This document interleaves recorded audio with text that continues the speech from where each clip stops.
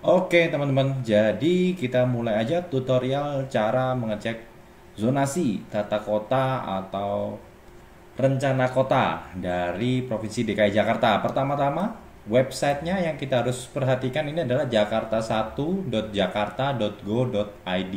jakarta1.jakarta.go.id. Begitu kita masuk akan ada tampilan interface seperti ini. Di sini petanya cukup lengkap. Nah, kita bisa klik yang di sini nih ada informasi rencana kota, tapi begitu klik biasanya kita butuh username dan password dan harus daftar. Nah, biasanya biar kita nggak perlu ribet, klik yang di sini nih teman-teman triknya. Peta yang warna biru ada peta. Oke, kita tunggu dulu. Untuk aplikasi ini memang termasuk rada berat ya teman-teman. Jadi kalau misalkan teman-teman mencoba masuk lewat smartphone atau handphone itu akan terasa lemot sih karena di komputer atau PC aja dia downloadnya lumayan lama. Oke, ini tampilannya teman-teman begitu kita klik peta tadi, kita akan langsung dihadapkan oleh peta Monas ya sebagai pusat kota Jakarta nih. Nah, yang perlu kita cek dan centang di sini ada ini ya pilihan opsi pilihan yang pertama dan yang paling penting sih ini peta informasi rencana kota. Begitu kita klik, dia akan berubah tampilannya sesuai dengan warna-warna. Nah, ini ada maksudnya teman-teman, warna-warna ya. Oke, saya jelasin dulu. Mungkin selain itu ada jalan, rencana pola ruang, dimensi jalan, dimensi sungai. Kita nanti akan coba ya, ini opsi-opsi ini bisanya seperti apa. Cuman untuk awal-awal kita klik dulu yang informasi rencana kota. Nah, begitu ini bisa kita mainkan zoom out dan zoom in-nya. Jadi ini kalau zoom out kita jadi melihat semakin jauh ya, nih full Jakarta. Cuman jadinya ketika kita zoom in dan zoom out dia loading dulu. Nah, loading. Oke, ini contoh nih teman-teman. Jadi kalau misalkan kita melihat ini ada Monas ya, Monas terus ada warna-warni di sini ada warna merah, warna hijau. Itu warna-warna di sini adalah melambangkan zonasi peruntukannya. Contoh nih, kita bisa klik juga Monas. Zonasinya ini bisa kelihatan di zona taman kota atau lingkungan. Kelihatan ya. Nah, terus kalau di sekitarnya merah-merah ini adalah zonasi pemerintahan, teman-teman. Nah, zonasi-zonasi itu ada banyak macam. Jadi ada zona campuran itu orange, zona campuran. Nanti kodenya itu adalah C, kemudian ada zona hijau, ada zona hunian atau rumah, zona kantor. Nah, itu masing-masing zona ini sudah ditata sedemikian rupa oleh Dinas Tata Ruang DKI Jakarta. Jadi kita tinggal ngecek aja gitu ya. Oke, contoh kita keliling-keliling dulu nih di sini. Mari kita lihat. Ini ada Bundaran HI ya kelihatannya Monumen Selamat Datang, ada Mall Indonesia, Plaza Indonesia. Misalkan nih kita anak sultan, terus kita mau beli Plaza Indonesia, kita harus tahu peruntukannya tata ruang Plaza Indonesia itu sebenarnya untuk apa. Ini udah ada kelihatan ya C1, berarti C1 adalah campuran. Kita bisa klik, kemudian akan muncul informasi rencana kotanya.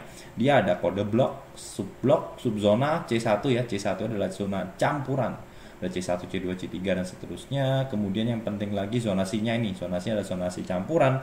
PSL itu adalah pola sifat lingkungannya ya. Kemudian ada KDB, koefisien dasar bangunan. Kemudian ada KLB, ini adalah lantai bangunannya. Kemudian KB, ketinggian bangunannya.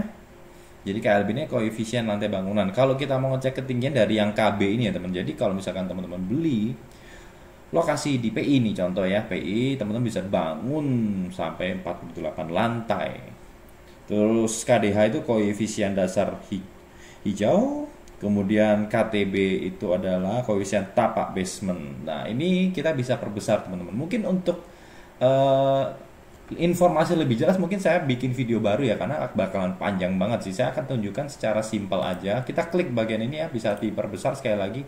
Ini untuk memperbesar. Nah, contoh nih teman-teman, kita harus tahu yang penting itu adalah ketika kita mau membeli misalkan bangunan Plaza Indonesia, kemudian kita harus tahu peruntukan kita selanjutnya itu untuk apa. Misalkan tadi saya bilang anak sultan, dia mau beli PI, mau dibuat misalkan nih yang ekstrim, warnet atau game center gitu ya, mau jadi warnet segede 48 lantai, dia bisa ngecek dari tata kota ini di sini nih teman-teman, bangunan bersyarat dan bangunan yang diizinkan.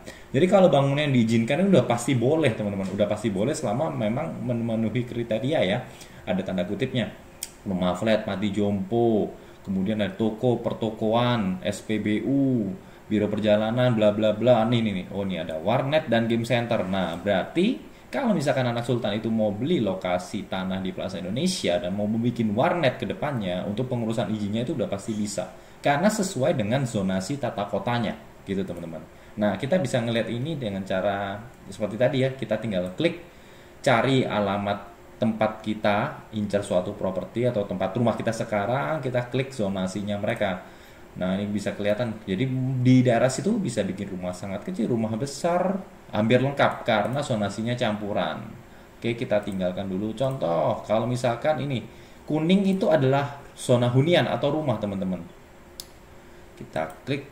Iya, contohnya ya, ada kawasan pemugaran Menteng. Nah, ini berarti rumah yang tadi saya klik ini adalah rumah yang dilindungi oleh cagar budaya ya, sepertinya ya, karena mungkin mengandung nilai historis. Kemudian ketinggian bangunannya hanya bisa 2 lantai, bangunan bersyaratnya nih lihat lebih kecil teman-teman. Tidak sebanyak yang diizinkan tadi karena zonasinya campuran otomatis. Karena kalau hunian tentu kalau kita bikin usaha, bikin PT itu nggak bisa di zona kuning.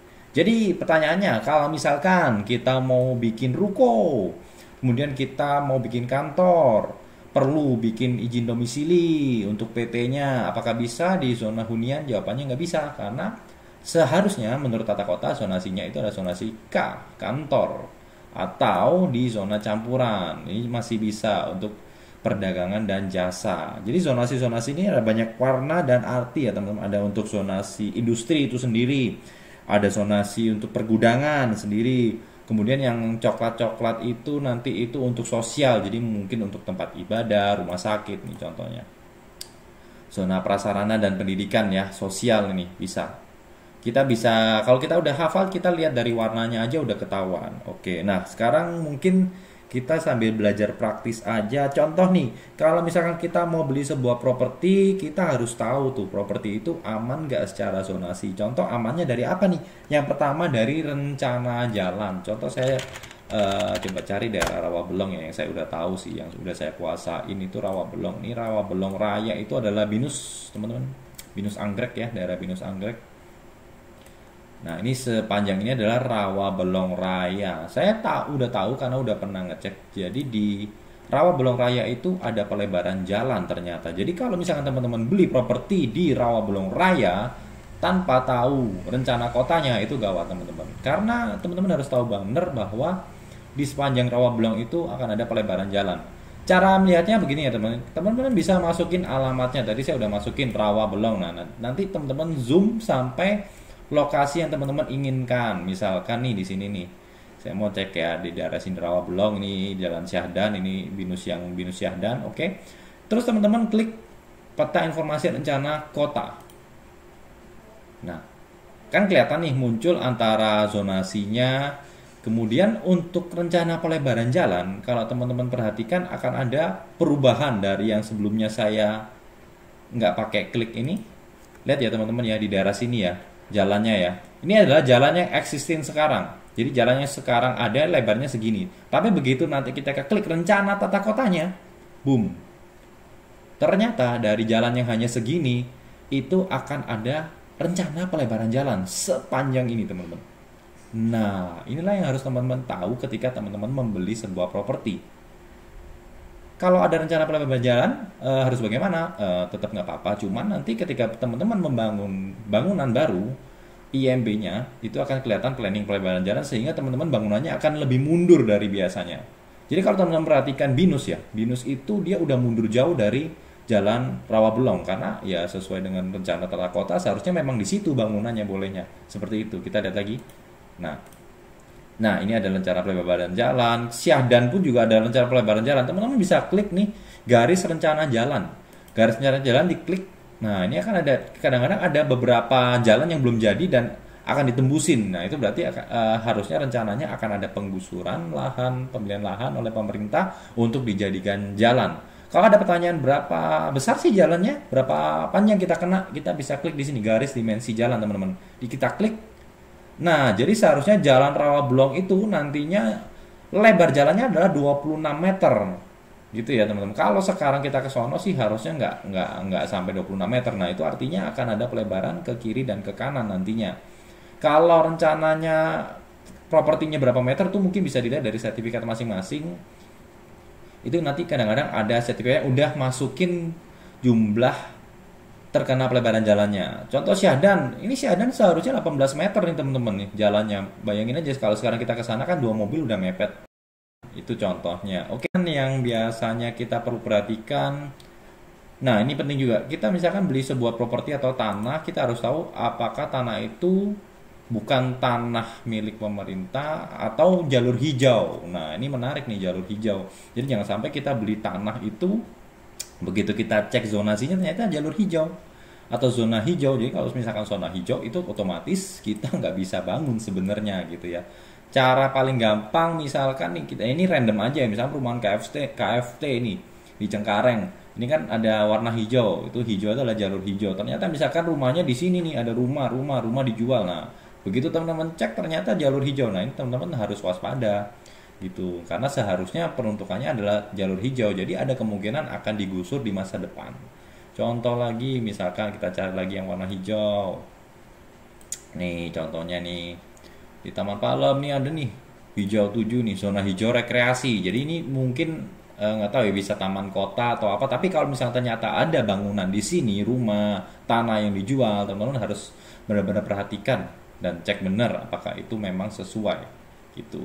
Jadi kita udah belajar ya, satu gimana cara ngelihat rencana jalan, kedua adalah jalur hijau, dan ketiga ada lagi nih kalau misalkan rumah atau properti teman-teman itu dekat dengan sungai, perhatikan juga bahwa terkadang ada namanya pelebaran sungai gitu ya teman-teman. Saya coba cek di ini daerah Jakarta Selatan, saya ada pegang satu listingan rumah tua dan ternyata rumah tua itu belakangnya adalah sungai.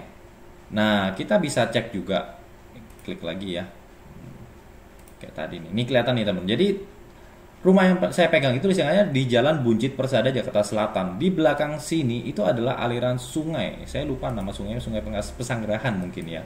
Nah, ketika kita lihat itu kelihatan fine-fine aja, tapi ketika kita cek informasi rencana tata kota, boom. Perhatikan teman-teman sungainya. Ini adalah sungai real sekarang. Nah, seharusnya das ya ini ya, daerah aliran sungai di kanan dan kirinya itu adalah milik sungai sebenarnya. Jadi ini akan, kalau memang nanti pemerintah melakukan normalisasi sungai seperti Sungai Ciliwung ya yang digaung-gaungkan biar Jakarta nggak banjir. Nah, ini sepanjang jalur sungai ini harusnya dinormalisasi nih. Jadi kalau ada bangunan ya harus dihajar semua. Nah, ini yang teman-teman perhatikan juga nih. Nih, jadi aliran sungainya harusnya lebih gede. Nah, dan ini jalur hijau juga ya, kalau misalkan ada perumahan di sini juga ini harusnya nggak ada karena harusnya jalur hijau zonasi itu teman-teman. Jadi secara singkat seperti itu cara melihat bagaimana kita bisa menggunakan alat bantu ini ya, karena sangat-sangat dimudahkan. Karena dulu sebelumnya itu kita harus datang ke tata kota dan sekarang kita bisa melihat langsung secara online gitu. Tuh, ini ada warna-warnanya aja yang kita perlu perhatikan. Oke, sekian. Thank you.